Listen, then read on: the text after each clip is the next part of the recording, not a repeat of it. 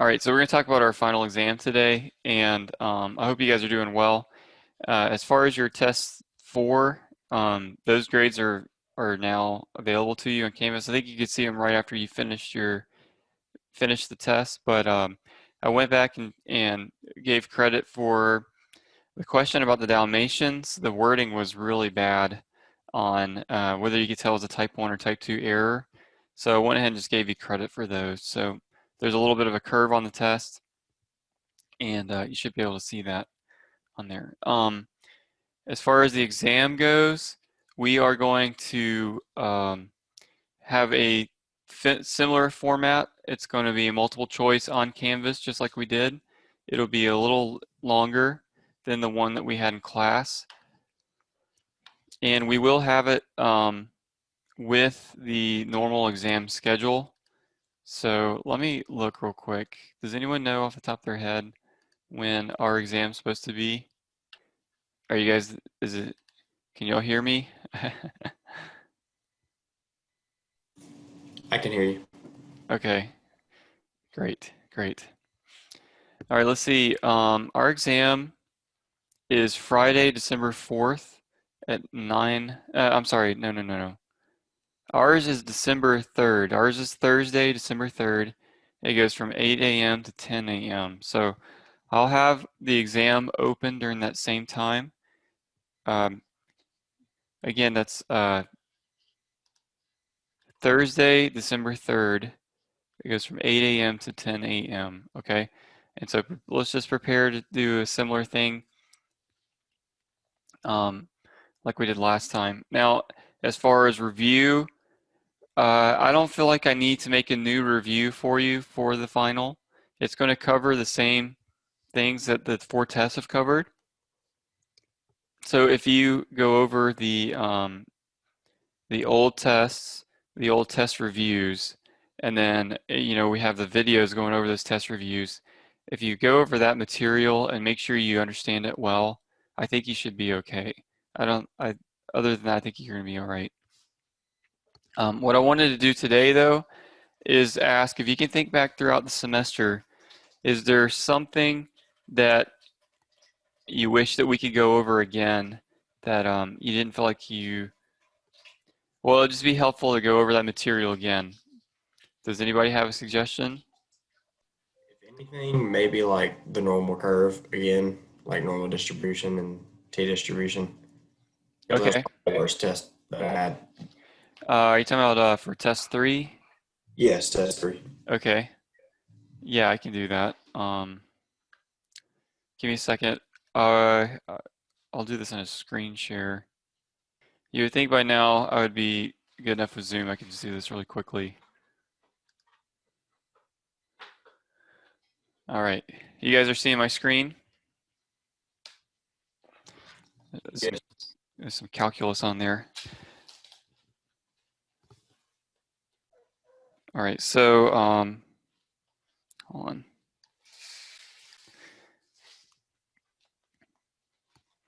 All right, so you're talking about confidence intervals is the question. And the idea behind a confidence interval is that we have an estimate of a true mean. Okay, so let's see. This is a true mean estimate, and the question is, what is the real mu? Okay, what is the real mu? What is the true population mean based off our estimate? So what we'll do is come up with a margin of error in both directions, and this is what we call our EBM. That's the error bound for the mean. And once we figure that out, we can just add it from our sample and subtract it from our sample. I'll call these A to B here. And from that, we can say that the real mean is in between A and B. Okay, so we can find what the real value of the mean is once we find those A and B. Okay, now how do we find those out? Well, we will set a confidence level, which is the area of this shaded region. The probability that we're wrong is the alpha over 2. And by the way, that is the same as the significance level that we got when we do our hypothesis testing. And so really the only question is, how do we find our EBM, our error bound of the mean? Okay, and so that depends upon this distance here is a z-score that depends upon the whatever alpha over 2 is times the standard deviation. The standard deviation for this curve, this is a normal curve with a mean x bar and a standard deviation of sigma over root n. So that's how we calculate our EBM. All right, so for example, well, we can just make up one, I guess. Let's say we have a situation, would be a good context. Okay, average number of Skittles in a bag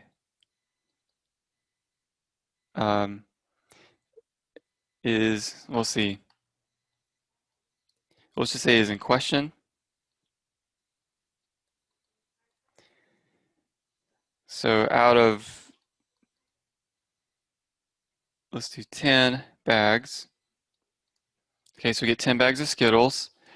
We get an X bar of, what is a good number? 45 Skittles. Okay, so we, out of the 10 bags that we get an average of 45 Skittles per bag.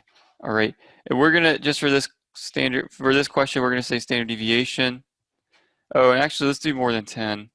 Let's do 50. Okay, so we did 50 bags, and let's get a standard deviation of 5. Okay, so now what we want to do is estimate what the true population mean is, mu. We want to estimate what mu is based off this information. All right, now the picture that you want, something like this, you get a normal curve. We had from our average 45, and again, I'm trying to find some sort of error in both directions.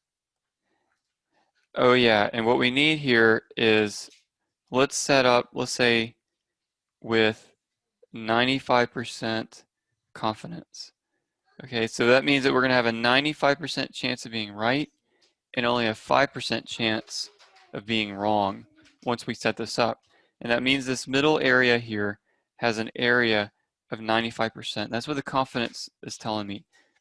And so we have a 5% chance of being wrong, so that means there's 0.025 there, 0.025 there. Okay, now again, the error bound comes from a z-score times sigma over root n. All right, so I think we set it this way. 1, you draw the picture. 2, you find the z-score. Or we had, if I remember now, we said we're going to identify our parts. All right, and I did that in the picture. Let's see, so we have a confidence level 0.95. That means alpha is 0.05 because that's the opposite of our confidence level. We have a mean of 45. We have standard deviation of, what did we say? 5. Okay, and we have n is 50 because we tested 50 bags. All right, so that's kind of our 1. We'll do 1, 1 like that. 2, we're going to find our z-score. And so the z-score is based off, and this is the hardest part in my mind. Once you understand the concept, this is the hardest part. Because the z-score depends on the table. So we have to look up z.025. Now, what does that mean? All right, let me pull up a table real quick. You guys just bear with me.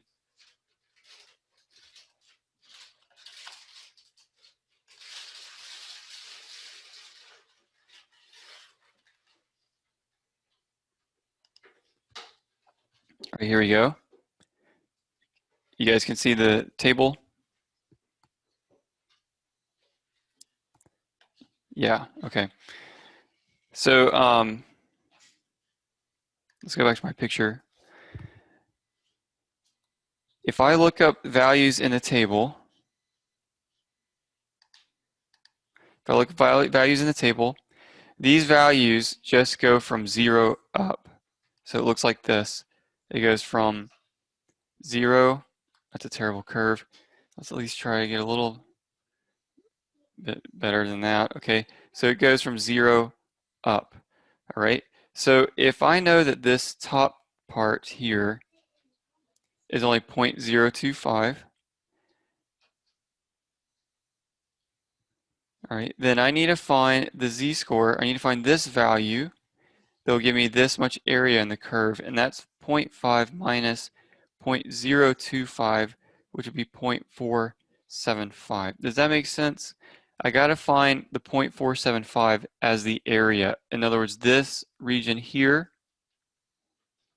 is going to have area 0.475. So I'm going to look up 0.475 in my table. Let's see if we can find it. 0.47500 right here. 0.47500, and the z-score associated with that was 1.96. All right, to me, this is the hardest part. Once you get this, it's all downhill. What we just found from the table, 1.96, is if I go 1.96 standard deviations up, if I go 1.96 standard deviations up, I will find the dividing mark between 0.475 from 0 up and 0.025 in the tail. So that's the z-score I need. From there, we can calculate our error bound, because we said that that was EBM is simply the z-score times sigma, which was 5, over the square root of 50. So here we have 1.96 times 5 over root 50. Let me see if I guess we can do this in Excel.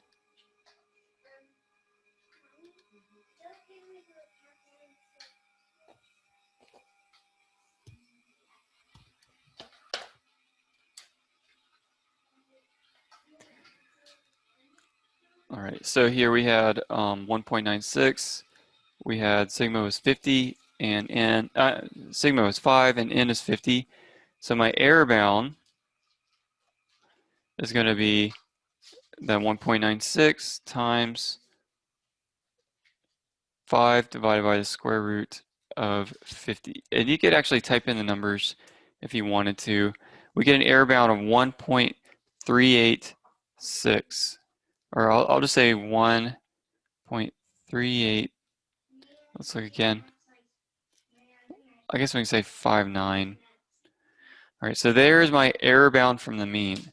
What that tells me on the picture, where is this? That's this distance here, 1.3859. That's how far we are. That's how far we need to go up. And that's also how far we need to go down to mark out our interval. So our confidence interval is, that's when we say error bound minus, I'm sorry, we say x bar minus EBM, x bar plus EBM. And that's these two values here. That's that what we called A and B over here. That's what these two numbers are going to be. So this is just an arithmetic situation. I know the plus is pretty easy, right? That's going to be 46.3859. So that's what this number is here. And then the subtraction, I might do that in the calculator real quick.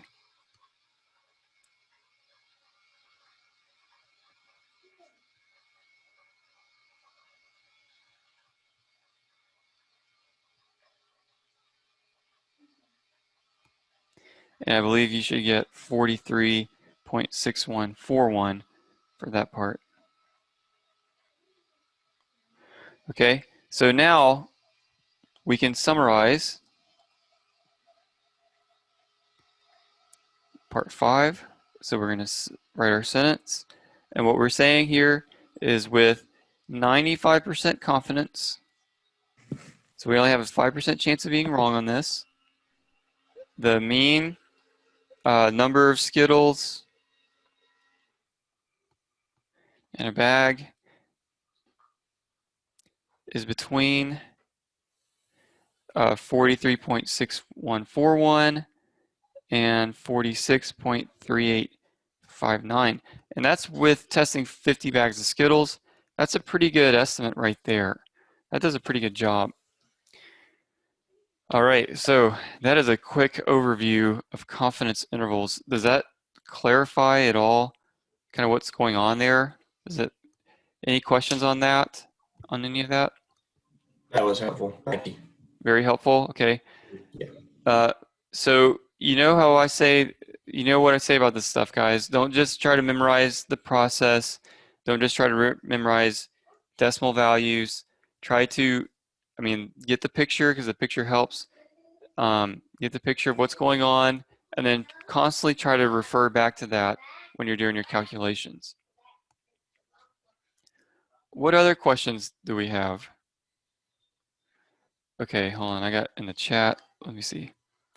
The difference between population, parameter, sample, and statistic. Okay, that's a good one too. And I think what you'll see is that once we go over some of this again, it's a lot simpler than maybe we thought in the beginning. So let me do another screen share.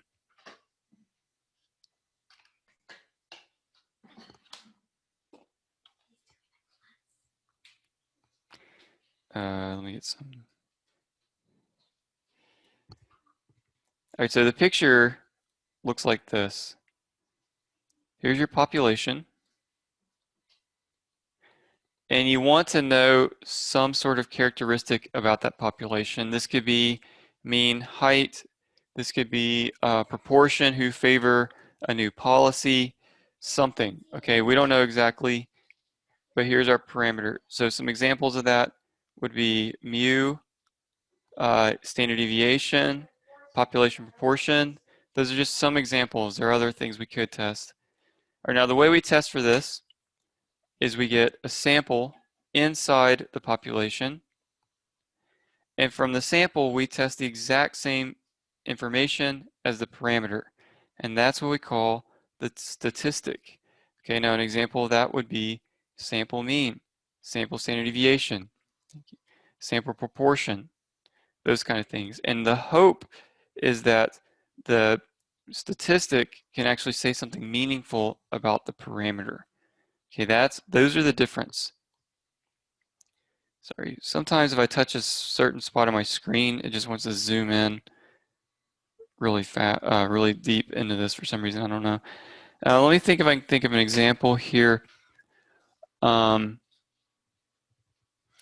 how about this? Out of 100 bears, the mean weight was 615 pounds. Okay, so these would have to be black bears because the grizzly bears are way too big to be 615 pounds. Okay, so the mean weight was 615 pounds. All right, so if I just have that statement, then my population, well, we didn't really specify, so let's add a little bit of information. How about we say we're interested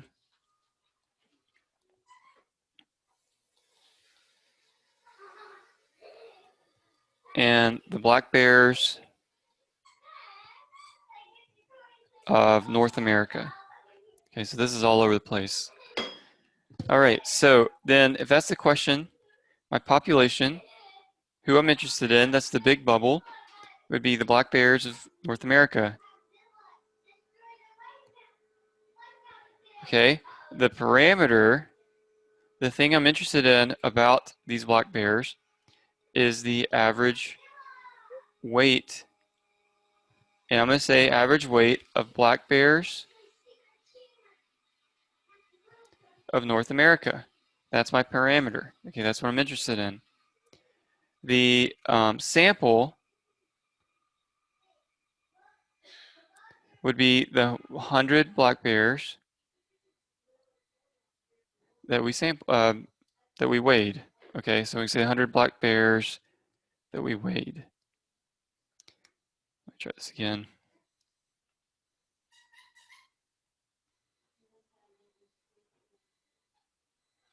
And then, so lastly, my statistic, this would be the actual sample mean that we got. So this would be the 615 pounds average weight of the 100. Okay, and so again, look, the average weight is supposed to say something, hopefully, about the average weight of all black bears. Does that make sense? Does that work? Let me stop screen share again. Any other questions for me about anything that we've covered? I'm curious, do you feel like this has been a challenging course? You can do a thumbs up or something if you think it's been a hard course.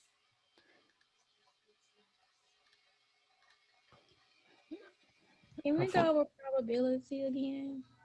probability, Yes. kind of like what we did in chapter 3, probability. Yes, sir. Okay, so we call that sample point probability. And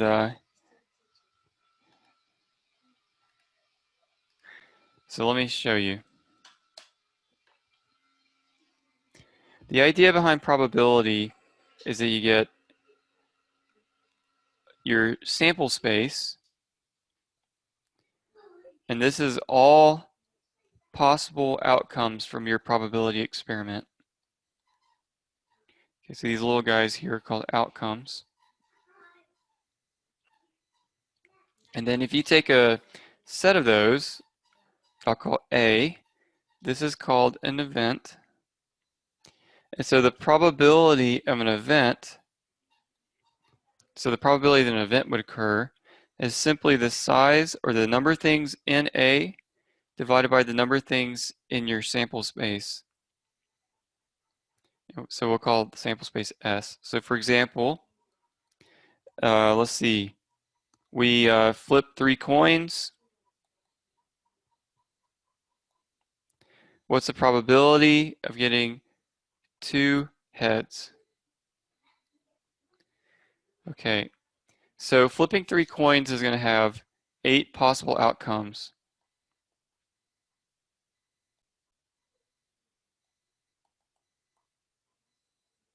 Sorry. So I can actually, sometimes we can't physically write our sample space. I think we can here because it's just 8 outcomes. If I flip 3 coins, what could happen? I could get tails, tails, tails, tails, tails, heads, tails, heads, tails, heads, tails, tails, right? Uh, tails, heads, heads, heads, tails, heads, heads, heads, tails, and then heads, heads, heads. Okay, so there are my, do you understand what I'm saying? Outcome. The outcome is what? That's when I conduct my experiment, what's something that I can actually write down that happened? So if I just flip, if I'm trying to flip 3 coins and I only flip 2, and I only flip 2 of them, I haven't satisfied the experiment yet. I got to flip 3 coins. So that's why these are my outcomes. They are the things that end the experiment of flipping 3 coins. Okay, so the probability of getting 2 heads is, well, I need to come in and find out how many sample points satisfy that. So 2 heads would be these. We'll call that A. So A is these sample points. All right, so then the probability of A then is going to be the number of things in A divided by the number of things in S, which is just simply 3 out of 8. There's your probability of flipping 3 coins and getting 2 heads. We can get more complicated. So let's make another event. Let's make event B to be let me think. Tails.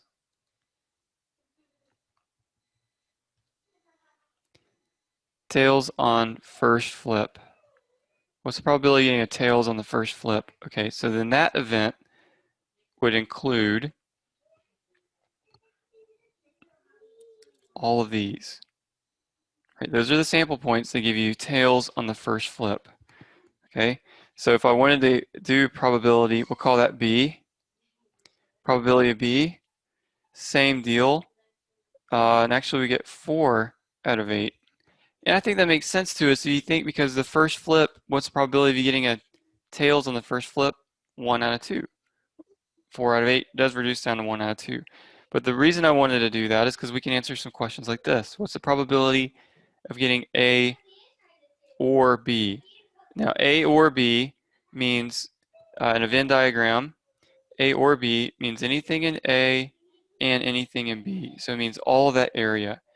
And we learned a rule. We learned a rule for OR situations. That's A plus P of B minus the probability of the intersection. Okay, so when I look here, probability of A, counting, that's 3 out of 8. Probability of B, just by counting, we can see that's 4 out of 8. The probability of an intersection, something that happens in both of them, these are the things we double counted. There's one more of those, so we subtract that out. And the reason we did that is because when I counted A, I counted all that, and then when I counted B, I counted all this. This middle region got double counted, and that's why we subtracted out one time. And when I do that, let's see, does that end up being 6 out of 8? And if you notice, if we just looked at A union B as a set here, 1, 2, 3, 4, 5, 6, 6 out of 8. So it makes sense. We just have to do it this way because we can't always physically write down our sample spot, our sample space. I mean, what if I flip 20 coins, for example? So we could also do something like this. How about A given B? A given B, now what does that mean? That means that I already know that I flipped a tail on the first try. Okay, so something has already happened.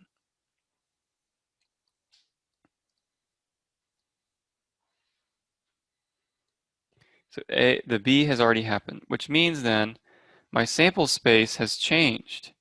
My sample space doesn't have 8 things in it anymore because the only things that are possible are those 4 tails, tails, tails, tails, tails, heads, etc. Okay, those are the only things that are possible because my sample space now is made up of B alone, not A and B.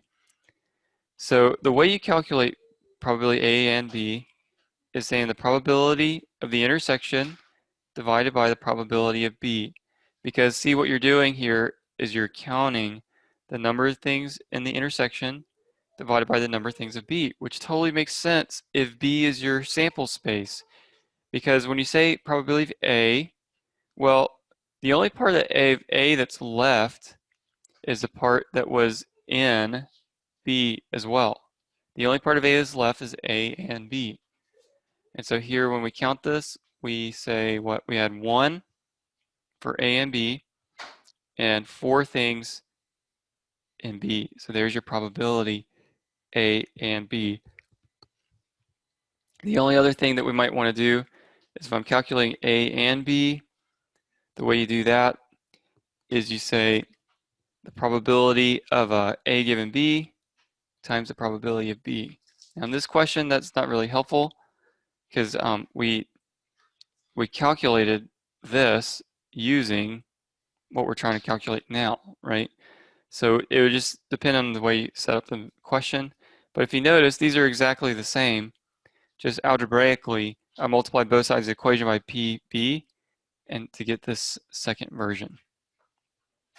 Now I think if you go back and look at the second test, and here's my hope, period, that as you go back and look at the old test reviews, you'll realize that some of this stuff doesn't seem as difficult now as it did way back when.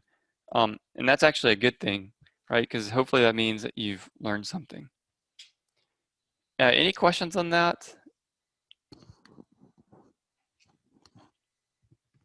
Did that help? Did that help answer some Yes. questions? Yes? Yes.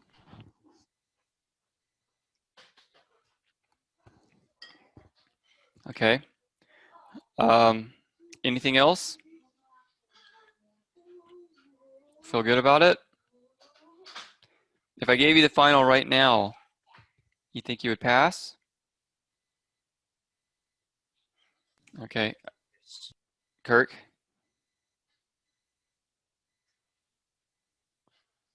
All right. Well, guys, email me. Okay, if you have questions, email me. Or if you want to Zoom, we can Zoom. Keep working hard. Go over those tests again. Go over the test reviews again.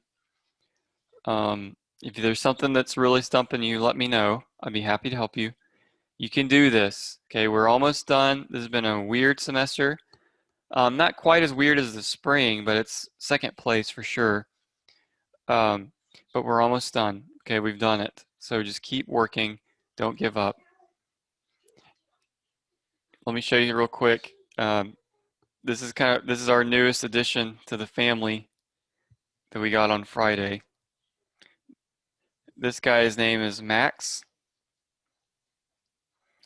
which is a nickname for either Maximum for the mathematician of us, or Maximus Decimus Aurelius from the Gladiator fans.